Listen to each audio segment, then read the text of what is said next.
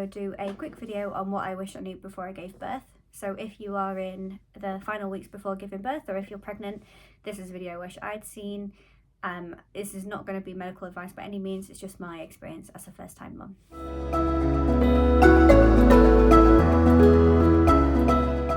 So one thing that I wish I knew before I gave birth was that not all inductions are bad. I think typically you tend to hear more negative induction stories than you do positive. I unfortunately had no choice to be induced because my waters broke, but contractions never started, so I had to be induced because the risk of infection was going up for me and baby. But despite the fact that I was induced and it definitely was not in my birth plan, I did have a really positive experience despite that. So yeah, like I said, my waters broke on the Monday. On Tuesday I went in to be monitored, and that's when they wanted to induce me, because typically if your waters break but contractions don't start, they want you to be induced within 24 hours in the NHS. But I wanted to give my body just a little bit more time to see if it would happen naturally, because obviously that's kind of what you hope for, or what I was hoping for at least. So on Tuesday nothing had happened still, so I said I wanted to give it another 24 hours. So I went in on Wednesday and again just had some more monitoring. And then I decided to accept induction that evening. So when I got into hospital to be induced, luckily at that point I was already 2 centimetres dilated and I hadn't felt anything at that point, so I didn't know that I was kind of on the way despite my waters breaking. And at that point what they did is they broke my waters again. So my hind waters had broke, so that's the bit at the back of the baby, or the top of the baby I should say, as opposed to my fore waters, which is the bit that sits on your cervix. So they broke the fore waters and then I went on the drip, which is actually the bit that I was most nervous about, because typically you hear that when you have the drip, your contractions can go from 0 to 100 really quickly and your body doesn't have enough time to actually kind of get used to what's happening, and it's not really ready for what's happening because it's not happening naturally. So I was really nervous about that, and that's the bit that I really didn't want. But luckily for me, it was quite a smooth process. So they were quite slow with upping the strength of the oxytocin drip that I was on. So although the contractions weren't real, let's say, it was a smooth, it wasn't like I went from not being in pain to being significantly in pain. It was still a nice step up to the final contractions. So despite having the oxytocin drip, typically what I heard is that you end up having the epidural because you can't really deal with the contractions as well. That wasn't quite my experience, so I actually just managed with the TENS machine for quite a while. I did try the gas and air, and one thing that I also didn't expect is that made me feel really sick, which I hadn't really heard that much about, people kind of saying that. So I didn't really like the gas and air, so I ended up just using the TENS machine, which I bought off Vinted beforehand. And then there was just a certain point, I guess I'd gotten quite far dilated at that point where it just wasn't cutting it anymore, and also it was running out of battery and I was beginning to panic. So at that point I knew that I needed some more help. So I asked for the epidural. That was completely fine, to be honest. It's a weird experience having the epidural because you have to stand really still, but you're also having contractions which make you tense up, but you're not allowed to tense. But they obviously manage that well because they're used to it. So yeah, I had the epidural, and then when it came around to pushing, I could still feel everything. So that's something else I didn't quite expect actually. I could still feel all of my contractions. I could also still move completely. So when it actually got to the pushing part, I was still able to stand or kneel up on the bed, I should say, and I had my arms like this kind of over the bed. And I knew exactly where my contractions were, and they were still pretty painful for me. Whether the epidural just didn't really work for me, I don't know, or whether other women experienced that. But basically, yeah, my induction, I'd heard loads of horror stories and I was a little bit nervous about that. But yeah, it was what it was, and I still had a really positive birth despite the fact that I was induced, and it really wasn't bad at all. I would definitely be induced again if the same situation came up.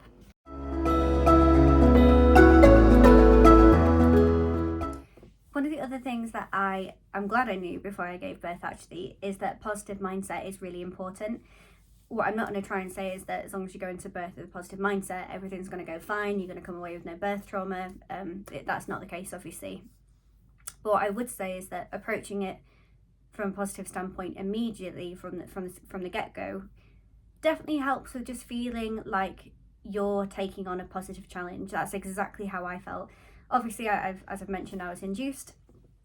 That was not part of my birth plan. I wanted to obviously naturally go into labour. Ideally I would have wanted a pool birth, minimal pain meds and kind of as natural as possible. But as soon as I knew, right, this is going towards induction, there's nothing I can do about that, I just had to change my mindset and try and think, right, just because I'm being induced doesn't mean it's going to end up with lots of interventions, doesn't mean I'm going to come away scarred for life or anything like that. And I'm obviously sure that for some women that is the case, unfortunately. But I did hypnobirthing, and that kind of phrased birth to me as kind of like a challenge that you're preparing for. So when I did go into giving birth, that is exactly how I felt about it. I was almost excited because I was kind of thinking, you know, this is a challenge that I've never done before, and it's so important. It's such a significant part of our lives that we do as women if we have children. And I just tried to be as positive as possible and be open as well. That's really important, being open to what can happen in birth and kind of changing what you want. And that's actually one of the points that I'll come on to, kind of being flexible as well. But yeah, just trying to be positive where you can, because obviously I think if I'd approached that induction terrified of what might happen and, you know, being scared of having an emergency C-section or anything like that, I would have been so much more scared at every single point. But because I was thinking, right, I'm going to choose to have an epidural because that's what's right for me at that moment, and, you know, that's the next challenge, let's say, I was just a little bit more positive about it. But yeah, so I'm sure that's easier said than done as well, kind of trying to have a positive mindset. But for me, that was just really important, and I think that really helped, with my approach to how I gave birth as well.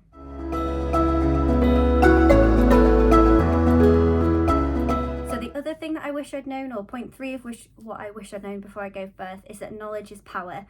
Now, this really depends on what type of person you are. I'm the type of person where the more I can learn about something, the more confident I feel. And this leads on to the positive mindset thing as well.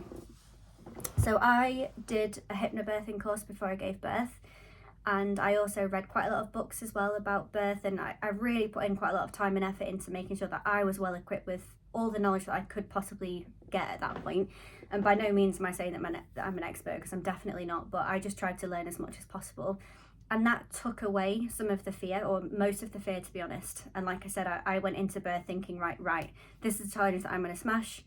I'm approaching it like a marathon, like I'm trying to train for it, that type of thing. And it just, removed so much more of the fear that I think I would have got into and that I had before I got pregnant. So I would recommend a hypnobirthing course if anyone's kind of thinking about that. I think even if you don't necessarily use the tools because you end up having an induction or a C-section, it's useful just helping you understand and just removing a little bit of that fear, I think.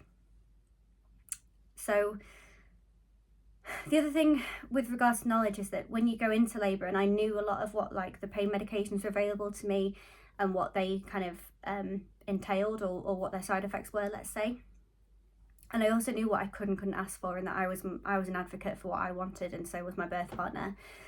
So for example, when I went into labour and I was induced, I felt really strongly that I didn't want to be bedbound the whole time, because obviously for me, I wanted to be able to get up and move around and use the birth ball and kind of just use movement as a way to counteract the contractions that I was having. So obviously when you're induced, they monitor you, or they monitored me at least anyway, and they have kind of like the wired monitor where you're kind of stuck to a machine. But because I felt really strongly that I didn't want to be stuck in the bed the whole time, I asked for the wireless monitoring, and they did try and kind of push back on that a little bit, because they said if someone else comes in who wants to go in the pool, they'll need these instead. But there was nobody in the hospital at the minute who was giving birth in the pool or close to doing that. So I did push for that little bit, and I did end up getting it. So for a good kind of 4 hours, I think I was able to get up and move around, and that really helped with the contractions, and using it with the TENS machine as well, and just being able to kind of hug my birth partner and not have to worry about just lying on the bed the whole time. And going in knowing that I could ask for that, and within my rights to ask for that, and also that it's even an option, I wouldn't have known otherwise. That's really, really useful when it comes to giving birth. So yeah, just knowing as much as possible for me was really helpful. And even things like when it came to the pain medication, I mentioned earlier that the gas and air made me feel really sick, and it wasn't very nice for me particularly. I'm sure it's fine for most people from what I've gathered. But when I knew that I needed some extra help, and that the TENS machine wasn't cutting it anymore, I already knew what the options were with regards to pain medication. So for me, in my head, the options were either the epidural or the remifentanil. but remifentanil already has a reputation for making people feel a bit sick. And because I already felt a bit sick, I was like, I'm definitely not going to take that option. I'll take the epidural instead, which worked for me. So it's just, if you're that type of person, knowledge is power in that kind of situation, and it can relieve a lot of the fear, just make you feel more confident. And I think it helps with that positive mindset. If you go in thinking, right, I would like these things are open to me, you feel confident that you know what is right for you at that moment. And that may change during labour, that's normal. A lot of my plan changed during labour as well.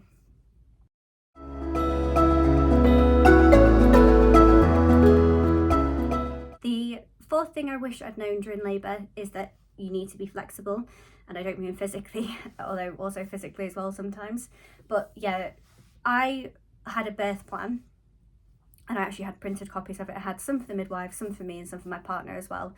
And the birth plan didn't even come out of the bag for me. So the first thing on my birth plan was I didn't want to be induced, but obviously because my waters broke, I had to be induced. And like I say, I wanted a very natural water birth with no pain meds or minimal pain meds. Just be in the pool, have no tearing, everything like that everyone dreams for when they think of their birth. But like I say, the reality of my birth was very different to that. Not negative, not a negative birth by any means, but just different to what I thought I wanted. Obviously, in my birth plan was no pain medication, didn't really want an epidural, but that changed throughout the birth, and that was fine. I just had to kind of move over. Obviously, nobody goes into birth thinking I want to have forceps and episiotomy, but I ended up having that as well. So it's just being flexible to what can happen and understanding that just because you have a birth plan doesn't mean it's going to stick to that. Some people absolutely might, you might be one of them, but for me that wasn't the case, and from what I've gathered, a lot of women don't seem to have the birth that they have written down on paper.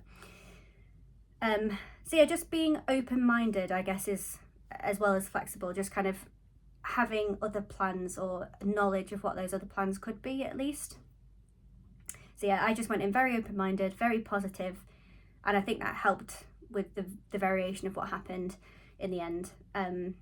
Because even when it came to when I was giving birth, I think I ended up pushing for about an hour and 40 minutes, and I was getting him down slightly, but he wasn't even, what's the word called? But he wasn't even kind of like showing at that point, he was still up the birth canal. And I just got to the point where I was like, I can't do this, I'm so tired. I was so exhausted that I've never been that exhausted before, and I was kind of almost falling asleep between contractions because I was just knackered. Because I got induced at night time as well, I kind of, I hadn't had any sleep, and it was just exhausting because they also stopped you from eating, or they stopped me from eating anyway. So I wasn't getting any more energy from food. So yeah, I asked for forceps because I just couldn't do it. And I never would have obviously said, oh, I want forceps beforehand, but yeah, I'm glad that I asked for that, and it suited me. And because I asked for it as well, it made me feel like I was more in control. It wasn't something that was forced upon me. I asked because I knew that was what was right for me at the moment. One thing that I don't think you know that much about before giving birth is that it can actually make you feel really close to your partner that you're with at the time. So I think in TV and film, whenever I'd seen someone give birth, you typically see them kind of being like, oh, you're never doing this to me again, and being a bit angry, and maybe even like, oh, don't touch me, I just need to do this on my own. And I expected to feel like that. I expected to be like angry at my partner that he'd gotten me pregnant and making me give birth and be in loads of pain. Or I could imagine myself not being wanted to be touched because I'd kind of be like, oh, like I'm just trying to get through this. But the actual experience for me was the complete opposite. I remember thinking that I wish he could literally just climb on bed with me and like give me a cuddle while everything was happening. And I just loved him so much during that moment. I remember thinking at the time, like, I've never loved you as much as I love you right now, just because of everything that was happening. And I'm not saying that happens to everyone, obviously, but for me that was the case. And the reason that might be is because I was being pumped full of oxytocin, which is obviously the love drug, or the love hormone. But yeah, he was just such a support and so kind and like there for me when I was in the most vulnerable position of my life. And he really was an advocate for what I needed and just being there for me as well. So for example, when I said I wanted an epidural, he kind of asked, like, are you sure that wasn't in your birth plan? And it was definitely what I wanted at that point. But just kind of yeah, just having him there and knowing that he was kind of like being there for me just made me love him so much and made me feel so close to him. And that's a really nice positive birth that you don't hear about that often, and hopefully that happens to some of you as well.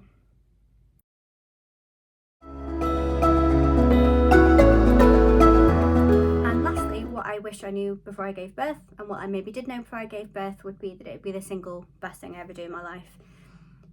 I absolutely loved giving birth, and I would do it again in a heartbeat. I'm not at all scared to get pregnant again and do it again, even if my birth went exactly the same way. So if we ended up with induction, epidural, forceps, I would still do it. I absolutely loved it.